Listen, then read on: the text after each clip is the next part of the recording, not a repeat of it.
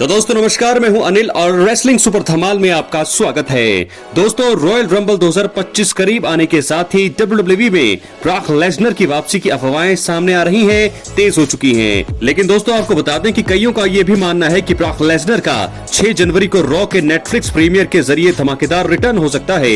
अब Brock Lesnar के WWE में वापसी को लेकर चौंकाने वाला अपडेट सामने आ रहा है। किसी को भी उम्मीद नहीं थी कि द बीस्ट इनकार्नेट समरस्लैम 2023 में कोडी रोड्स के खिलाफ मिली हार के बाद इतने लंबे समय के लिए WWE से दूरी बना लेंगे।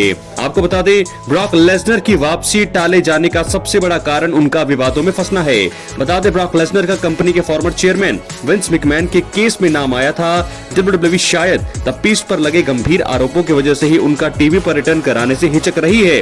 अब ब्रॉक लेसनर की दुनिया की सबसे बड़ी रेसलिंग कंपनी में वापसी को लेकर दिल तोड़ने वाली खबर सामने आ रही है।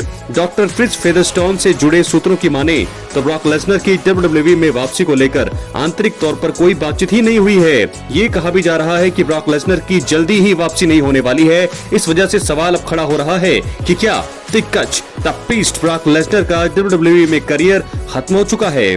दोस्तों आपको बता दें कि ब्रॉक लेसनर के विवादों में फंसने के बाद उन्हें WWE इतिहास से मिटाए जाने की रिपोर्ट सामने आने लगी थी। इसके बाद ट्रिपल एच से ब्रॉक लेसनर के स्टेटस के बारे में पूछा गया। इसके जवाब में ट्रिपल एच ने कहा था कि लेसनर अभी भी कंपनी के साथ जुड़े हुए हैं। उन्होंने ये भी कहा था कि जब द बीस्ट चाहेंगे तो ही उनकी वापसी जो है कंपनी में हो जाएगी। देखा जाए तो ब्रॉक लेसनर WWE इतिहास के सबसे महान सुपरस्टार्स में से एक हैं। अगर वो बिना कंपनी में रिटर्न किए ही अपने लेजेंडरी करियर को अलविदा कह देते हैं तो ये बिल्कुल भी अच्छी चीज नहीं रहेगी। हालांकि द बीस्ट जो है महान तो रहेंगे ही, लेकिन फिर भी मुझे लगता है कि वो रिंग में उनका जरूर जो है रिटर्न होना जरूरी है। अगर रिटर्न ना हुआ और वैसे ही वो कंपनी को अनाउंसमेंट कर दे अपनी रिटायरमेंट की, तो मुझे लगता है कि बहुत ही बड़ी चौंकाने वाली चीज रहेगी। क्योंकि ब्रॉक लेसनर एक अच्छी रिटायरमेंट डिजर्व करते हैं, जैसे जॉन सीना कर रहे हैं। अगला साल टूर्नामेंट की रिटायरमेंट टूर की शुरुआत जॉन सीना कर रहे हैं अगले साल, वैसे ही ब्रॉक लेसनर का भी ऐसा ही कुछ बनता है। द बीस्ट ब्रॉक लेसनर दोस्तों अगर रॉ के नेटफ्लिक्स प्रीमियर एपिसोड में या रॉयल रंबल में भी वापसी नहीं करते हैं, देखा जाए अगर रेसलमेनिया तक भी वो नहीं आते हैं, तो मुझे लगता है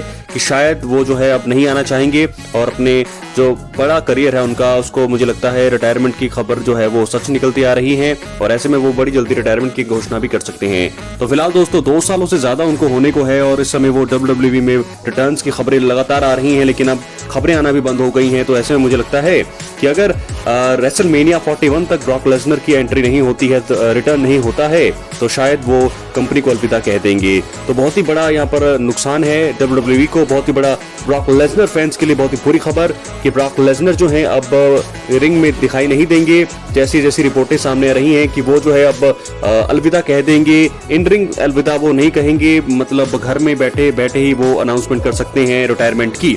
तो क्या लगता है आपको दोस्तों, क्या ब्रॉक लेसनर का ऐसे ही रिटायरमेंट अनाउंस करना उनको डिजर्व करता है? नहीं, हाँ या ना अपनी राय कमेंट बॉक्स में जरूर दें। मिलते हैं अगली वीडियो में। बहुत बहुत धन्यवाद।